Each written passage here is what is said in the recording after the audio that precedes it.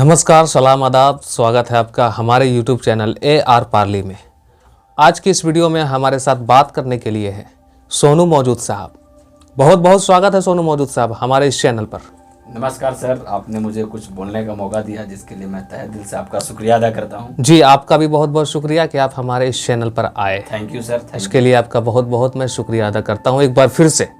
Thank you sir. आपसे मैं एक सीधा सवाल आज लेना चाहता हूँ सोनू मौजूद साहब। जी सर। शादी विवाह में जो खाने की बर्बादी होती है, इससे कैसे बचा जा सकता है? आप अपना कुछ इस पर राय दीजिए सोनू मौजूद साहब। सबसे पहले तो सर मैं आपको चैनल को धन्यवाद देता हूँ और इस वीडियो के माध्यम से मैं लोगों को यही पैगाम दूंगा कि आप शादी विवाह में जब जाते हैं जी, तो अक्सर आप देखते हैं कि बहुत सारा स्टॉल लगा हुआ होता है। बिल्कुल बिल्कुल होती है। कहीं पे जीरा राइस है, पूड़ी है, 2 3 4 5 तरह का सब्जी रहता है। बिल्कुल बिल्कुल लेकिन लोग क्या करते हैं कि वो एक बार में ना बहुत सारा खाना ले लेते हैं और एक्चुअल में उतना खा नहीं पाते हैं। जी जी जी। जिसके कारण है कि वो ऐसे ही मतलब ऊपर वाला मन से तो पूरा ले लिए और फिर उसके बाद जब वो खाने लगते हैं तो उनका मन भर जाता है या फिर और कुछ ऐसा, फिर वो खाना को डस्टबिन में आप देखते होंगे अमूमन। बिल्कुल बिल्कुल ऐसा डस्टबिन में खाना को बर्बाद कर देते हैं। डस्टबिन में फेंका हुआ रहता है जो कि किसी काम के नहीं रहती है वो खाना। जी। अब उसको कोई एक अच्छा इंसान खाना नहीं खा सकता है क्योंकि वो खाना जो है डस्टबिन में जा चुका है, बर्बाद हो जाता है। तो मैं आपके चैनल के माध्यम से ही लोगों को कहूंगा कि आप खाना उतना ही लीजिए जितना आप खा सकते हैं। बिल्कुल। और आपको ऐसा लगता है कि हम 2 प्लेट या 3 प्लेट खा लेंगे तब आप उतना ले सकते हैं। लेकिन आपको ऐसा लग रहा है नहीं कि हम खा नहीं रहे हैं, अब आप किसी एक दूसरे को देख करके आप अपना भी थाली भर लिए, जी जी 2 3 4 5 रसगुल्ला भी डलवा लिए उसमें। तो ये कहीं ना कहीं आपको ये खुद पर डिपेंडेंट होना चाहिए जी जी। कि हमको किस तरीका से खाना खाना है, कितना खाना को लेना है और कितना खाना को सचमुच में हमको खाना मतलब रखना है, बॉडी में रखना। जी जी जी। उसको डस्टबिन में नहीं जाने देना है। तो मैं आपको चैनल के माध्यम से ही कहेंगे कि इंसान खुद ब खुद इस पर गौर कीजिए, फिक्र कीजिए कि आप किसी की भी शादी में गए हैं जी जी। तो आप जो एक पिताजी होता है ना, बिल्कुल तो बिल्कुल। वो जो पिताजी होते हैं वो अपने जब बेटी की जब शादी करते हैं जी तो वो ऐसे भी इंतजाम जो है वो 50-20 आदमी को ज्यादा ही कर देते हैं। इसका मतलब ये नहीं कि वो खाना को बर्बाद कर दिया, वेस्टेड खाना नहीं होना चाहिए। बिल्कुल बिल्कुल। इंसान को खुद ये सोचना चाहिए। मेरा मेन मकसद ये है कहने। जी जी, बहुत बहुत शुक्रिया आपका इस पे बात करने के लिए। मेरा ऐसा एक सजेशन है सोनू मौजूद साहब जी सर जी। कि शादी विवाह होती है, आपने भी जो बातें कही ये शायद उन लोगों तक बात ना पहुँचे, किसी लोगों तक ये बात पहुँचेगी।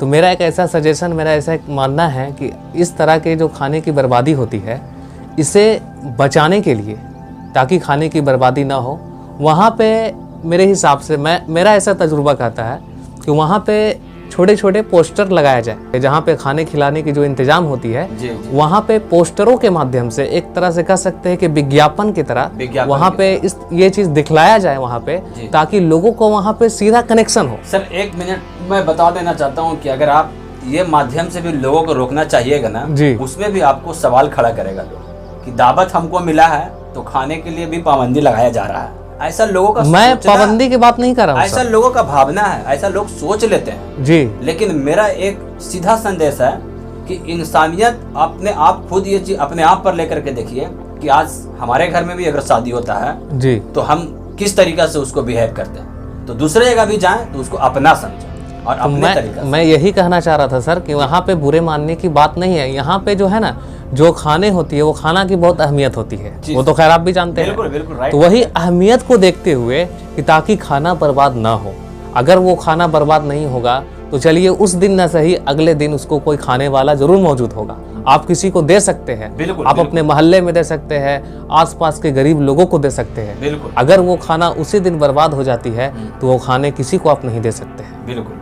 तो मैं यही कहना चाह रहा था कि जागरूकता के लिए ऐसा कर सकते हैं, मेरा ऐसा मानना है। बाकी आपकी राय मैं समझता हूँ, मेरा ऐसा मानना है। आपका भी राय बिल्कुल सही है। जी, मैंने राय देना चाह रहा हूँ कि शादी विवाह में जो इतना खाना खर्च होता है उस पे सीधा सवाल है बर्बाद जो होती है बिल्कुल कम किया जाए। हाँ, तो लोगों को ये जागरूक होना चाहिए कि आप जब भी पार्टी में जाएं, चाहे एनीबॉडी कोई भी पार्टी, जी जी, आप उस पार्टी में जब जाएं तो खाना आप उतना ही लें जितना आप खा सकते हैं।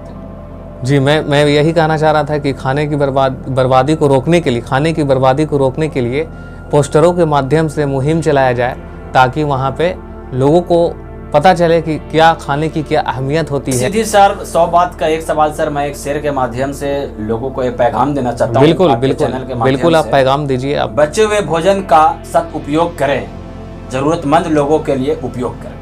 बहुत ये खूब, संदेश। बहुत खूब, बहुत अच्छा आपने सोनू मौजूद साहब, आप हमारे चैनल पे आए और लोगों को आपने बताई, जो बातें बताई लोगों को, मुझे उम्मीद है कि लोगों को पसंद आएगा और इस पे लोग अमल भी करेंगे। मुझे उम्मीद है कि जो लोग भी इस वीडियो को देख रहे होंगे वो आगे भी इस वीडियो को शेयर करेंगे। और इस तरह की जो चीज़ें होती है, जो खाने की बर्बादी होती है बहुत ज़्यादा होती है, जिससे कि हम लोगों को बचना चाहिए, ऐसा नहीं करना चाहिए। मैं भी जाते जाते आपको कुछ बोल देता हूँ। जरूर जरूर, आप तो बाखूबी बहुत अच्छा शेरो शायर कर लेते हैं, तो चलिए आपकी जबान से भी कुछ शेर निकल जाए।